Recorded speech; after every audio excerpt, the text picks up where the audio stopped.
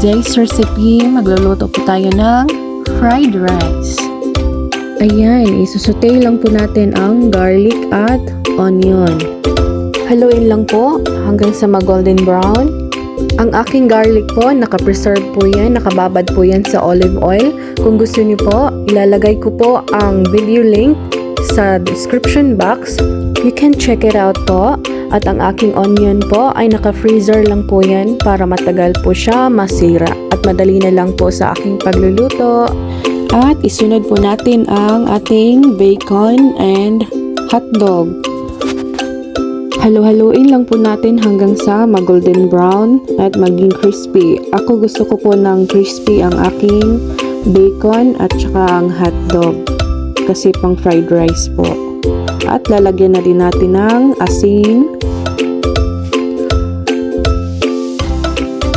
garlic, at iba pang mga seasoning na gusto niyo po, na prefer niyo.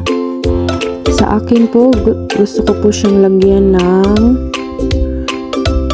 chicken powder po itong ilalagay ko. Tsaka pepper. At ibang pangpalasa pa po.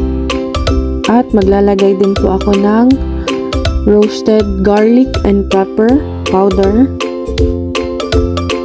At saka perry salt po yan.